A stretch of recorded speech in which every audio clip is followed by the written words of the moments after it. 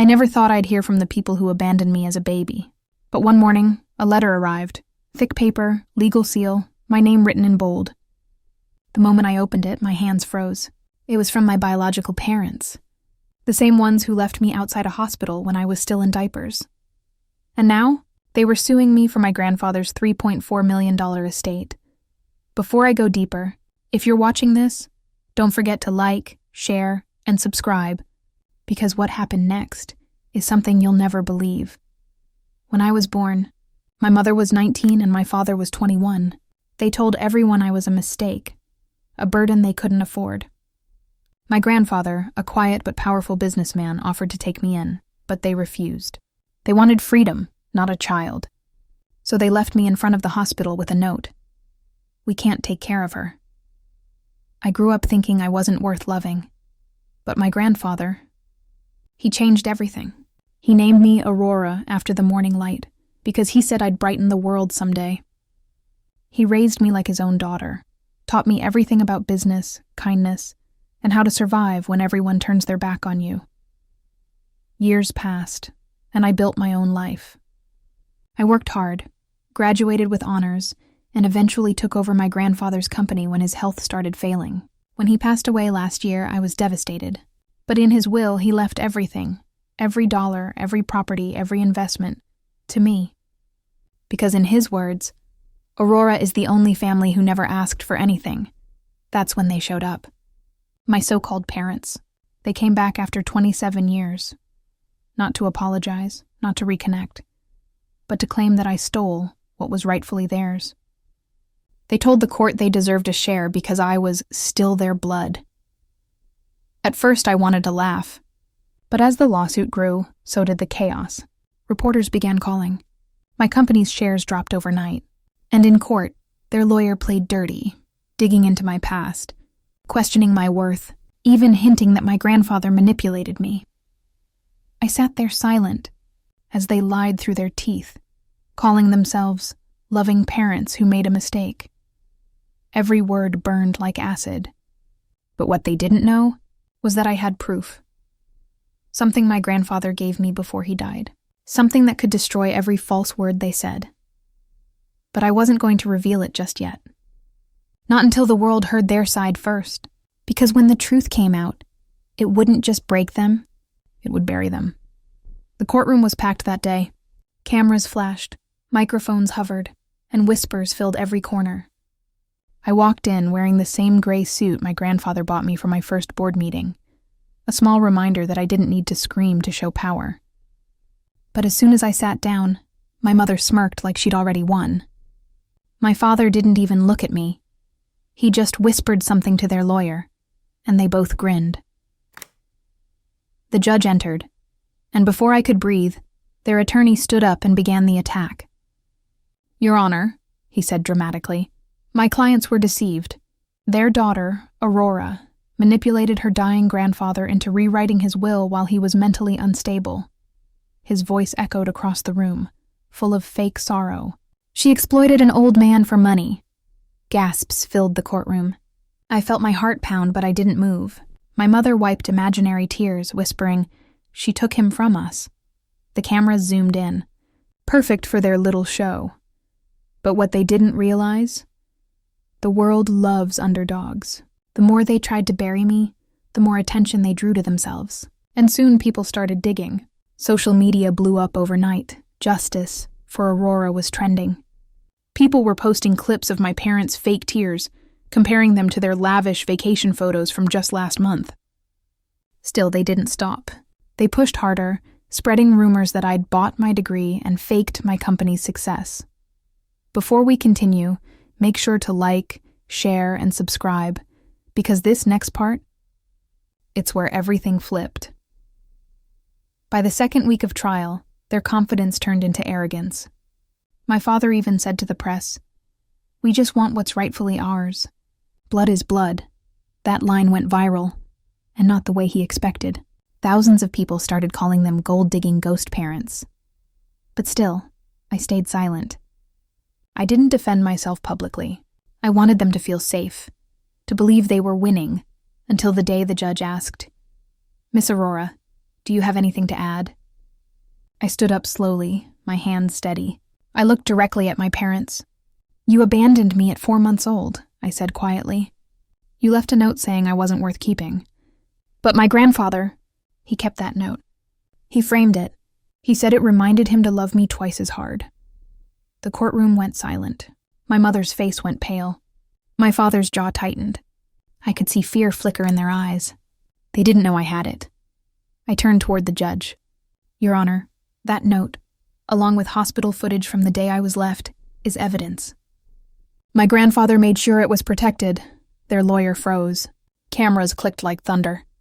Everyone leaned forward. Because they knew. This wasn't just a case about inheritance anymore. It was a war between truth and greed. And I was just getting started. For the first time in years, I saw fear in their eyes. The same people who once tossed me aside like I was nothing. But fear wasn't enough. They had built this whole drama to make me look like a manipulator. I wasn't going to win by just proving my past. I needed to destroy their lies completely. The next hearing was different. The courtroom was full, the media room overflowing. Every outlet was covering the 3.4 Manor family scandal. My parents arrived dressed like saints, my mother in soft beige, clutching a rosary, my father pretending to limp for sympathy. Their lawyer smiled at the cameras like he was already cashing the check. I stayed quiet, calm, but inside, every part of me was on fire. Because that morning before I walked in, I got a call from a private investigator, the one my grandfather had trusted for years. He said, Aurora, it's time. The files are ready. Before I tell you what those files contained, make sure you like, share, and subscribe, because this is where everything turned upside down. When it was my turn to speak, I didn't raise my voice. I just played a video on the big courtroom screen. Footage from a hospital security camera, dated 27 years ago. It showed my mother and father standing outside the emergency entrance, whispering to a nurse, then leaving a baby carrier near the door. The nurse picked it up minutes later. The timestamp, the faces, everything, crystal clear. My mother gasped. My father tried to stand, stuttering something about editing and fakes, but it was useless. The room erupted. Even the judge leaned forward, visibly shocked. Then I said, that baby was me. The note beside me read, we can't take care of her. We're not ready. You could hear a pin drop, but I wasn't done. I clicked to the next slide, a document signed by my grandfather's lawyer. A trust clause stating that anyone who abandoned me or harmed me intentionally would be permanently disqualified from his estate. Gasps filled the room again. My parents' lawyer froze, blinking rapidly. My father shouted, "This is a setup! She forged that." I smiled faintly. Really? Then maybe you should explain the next part. I pulled up an email chain. One that showed they'd tried to bribe my grandfather's nurse for his will's copy weeks before he died. I had everything. Messages, payments, signatures. Their faces drained of color. The lawyer slowly backed away from his desk, whispering something under his breath. The judge slammed his gavel. This court will reconvene after reviewing this evidence. My parents didn't even wait for the break. They stormed out, faces hidden, surrounded by flashing cameras. The same people who claimed they loved me now couldn't look me in the eye. But this was only the beginning, because the deeper I dug into the files, the more secrets surfaced, secrets that proved they didn't just abandon me, they sold me. The more I dug, the worse it got for them, and the clearer my plan became. I found bank transfers from a small adoption agency to my parents dated the same month I was left at the hospital. I found a receipt for a relinquishment fee, phone records showing calls to a broker, and a string of messages where they negotiated money for paperwork. They hadn't just walked away. They'd taken cash and a promise, and then acted like victims when it suited them. I sat with that truth for a long time, feeling anger and a strange, cold calm. I didn't want to shout it from the rooftops.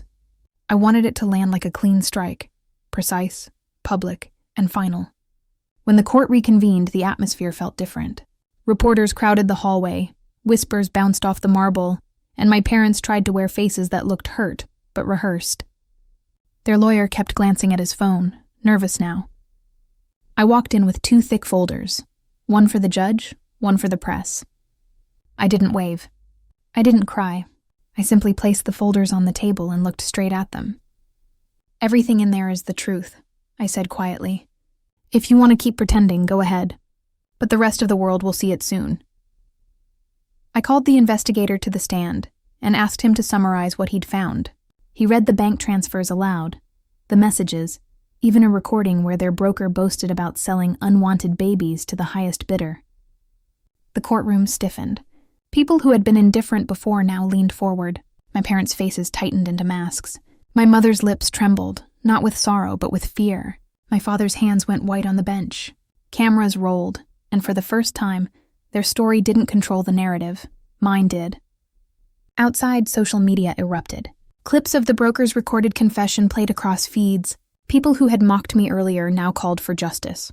I watched the reaction unfold on a live feed from my lawyer's phone. The same lawyer who had quietly filed criminal complaints the night before. That was my next move. Civil court would decide the estate, but criminal charges could change everything for them. I wasn't interested in revenge that left them with money and a clean conscience. I wanted accountability. But just when I thought I had the perfect hold on the moment, something unexpected happened. A senior partner from one of my grandfather's oldest business allies walked into the press room, pushed through the crowd, and handed a sealed envelope to my lawyer. "This came from Mr. Langley himself," he said, voice low. "He put it in escrow the day he signed his final will. He wanted you to have it if anyone tried to come after you." My lawyer opened it, eyes widening. Inside was a recording in my grandfather's voice. A message meant only for me, and a legal clause that did more than disinherit my parents. As the recording began to play in the courtroom, my grandfather's calm voice filled the room. What he said next changed everything, and I could see my parents go pale enough to fall. The courtroom fell silent as my grandfather's voice echoed through the speakers. Steady, deliberate, filled with the kind of authority that even death couldn't silence. "If you're hearing this," he began, "it means Aurora is facing the very people who once betrayed both her and this family's name." I made sure the truth couldn't die with me. The recording paused for a breath, and every eye in the room was fixed on the small speaker. My parents sat frozen, the color draining from their faces. My grandfather continued. "Years ago, I discovered the transaction that took place when Aurora was just 4 months old. You sold your parental rights for money. You didn't lose her. You sold her. And when I confronted you, you lied to my face." Gasps rippled through the courtroom. My lawyer glanced at me, but I didn't move. I had already known. What no one else knew was that the recording contained more than just words. It contained proof. My grandfather had transferred the entire $3.4 million estate into a private trust that could only be claimed by the rightful descendant who was never bought or sold. In that single line, every legal argument my parents had built crumbled. Their lawyer dropped his pen, realizing there was no loophole big enough to crawl through. My mother's voice cracked as she whispered, "That's not true. He can't prove that." But the screen behind the judge flickered to life, showing scanned copies of the same adoption broker receipts I had found, signed by both of them. Their signatures were unmistakable. The crowd erupted with whispers, journalists scribbling frantically, cameras flashing. I could almost hear the sound of their reputation collapsing in real time. The judge struck the gavel. "This court finds no grounds for your claim," she said firmly. "The estate rightfully belongs to Miss Aurora Langley. Furthermore, evidence of fraud and child trafficking will be referred to the district attorney." My parents stood there, stunned, as security approached to escort them out. My mother turned toward me one last time, eyes wet but still proud enough to glare. "You think you've won?" she spat. "Money doesn't buy family." I looked her in the eye and said, "You sold family long before I could even speak." The cameras caught that moment, the raw mix of truth and heartbreak. By the next morning, the clip was everywhere. "Abandoned child exposes parents in court," trended across every platform. Strangers sent messages of support. Adoption groups reached out, thanking me for exposing a system that had ruined lives in silence. But the part that stayed with me most was the ending of my grandfather's message. His last words played softly in my head that night. "Aurora, forgiveness isn't weakness. It's freedom. Don't let their choices define your story. Let this victory be your beginning, not your revenge. I looked out my apartment window at the city lights, the same skyline he once showed me from his office. I finally understood what he meant. Justice wasn't about crushing them. It was about reclaiming the life they threw away. I smiled through quiet tears and whispered, "Thank you, Grandpa. I'm finally free."